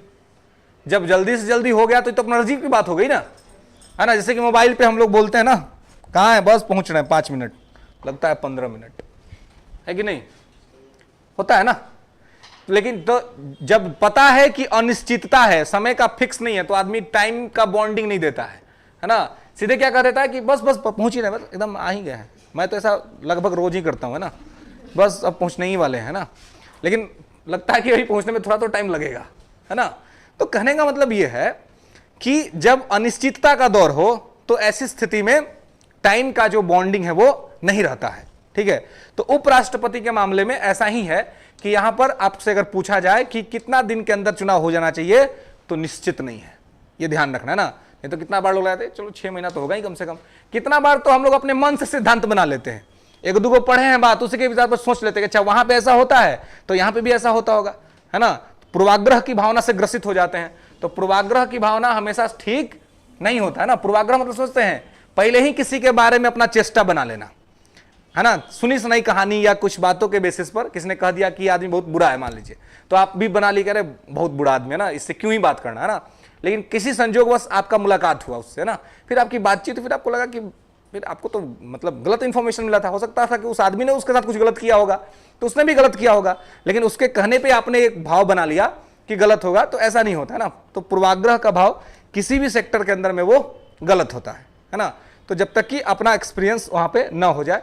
तो उपराष्ट्रपति के संबंध में संविधान में पद रिक्ति की स्थिति में चुनाव कराने के लिए कोई भी निश्चित समय सीमा फिक्स नहीं किया गया है। कहा यह गया है कि जो है एज सुन एज पॉसिबल, जितना जल्दी हो सकेगा नया राष्ट्रपति उपराष्ट्रपति जो है सो चुन लिया जाएगा। और ये इसलिए भी है क्योंकि उपराष्ट्रपति अगर कुछ दिन तक नहीं भी है तो कोई वैक्यूम की स्थिति नहीं आती है, मतलब कोई खालीपन नहीं आता है, क्योंकि उपराष्ट्रपति का तो वैसे भी कोई काम नहीं है ना। राज्यसभा के सभापति वाला काम है तो उपसभापति देख लेता है, तो थोड़ा बहुत लेट भी अगर हो जाए तो कोई खास वैक्यूम नहीं है, कोई बहुत बड़ा दिक्कत नहीं है।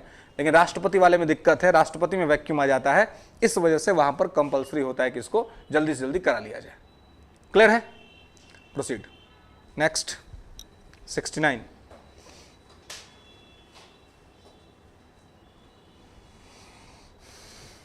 ठीक है, oath of the vice president, उपराष्ट्रपति का शपथ। Oath of the vice president, उपराष्ट्रपति का शपथ।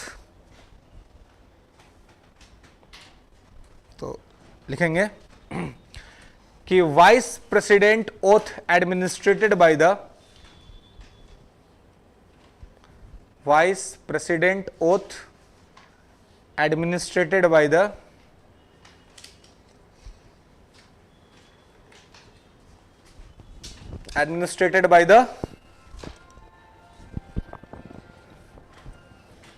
ये टाइम हो गया क्या? टाइम से तो एक्स्ट्रा जा रहा है, 11:15 हो रहा है। क्या लिखे हैं? हाँ, administrated by the president of India. उपराष्ट्रपति को राष्ट्रपति के द्वारा शपथ दिलाया जाता है। उपराष्ट्रपति को राष्ट्रपति के द्वारा शपथ दिलाया जाता है। ठीक है, तो शपथ कौन दिलाता है? राष्ट्रपति दिलाते हैं। ठीक है, उपराष्ट्रपति को शपथ राष्ट्रपति के द्वारा दिलाया जाता है। ठीक है, आर्टिकल 69 में शपथ का वर्णन किया गया है। ओके, क्लियर है? आर्टिकल 70 ऑलरेडी देख चुके हैं हम लोग राष्ट्रपति के संबंध में, है ना, कि आपातकालीन परिस्थितियों में राष्ट्रपति का पद रिक्त होना। 71 देख चुके हैं जो उपराष्ट्रपति और राष्ट्रपति दोनों के इलेक्शन के मैटर से रिलेटेड है ना। अगर आपसे ये पूछा जाए कि उपराष्ट्रपति के निर्वाचन के संबंध में कोई विवाद होता है तो कौन निपटारा करता है? तो सुप्रीम कोर्ट। उपराष्ट्रपति राष्ट्रपति दोनों शामिल है आर्टिकल 71 में। ठीक है, और इनके चुनाव में कोई भी विवाद होता है तो उसका निपटारा सुप्रीम कोर्ट करेगा और उसका डिसीजन फाइनल माना जाएगा। ठीक है, तो वहां तक ये पूरा हम लोग यहां पे देख लिए थे। ठीक है, क्या? हाँ, 72 भी बात कर लिए थे, pardoning power of the president, की राष्ट्रपति की क्षमादान करने की क्या शक्ति है। क्लियर है? तो यहां तक में कोई दिक्कत नहीं है, कोई समस्या नहीं है। ठीक है, चलिए अब इसके बाद हम लोग देखेंगे prime minister of council of ministry. ठीक है, और देखेंगे नेक्स्ट क्लास में। ओके, हाँ जी।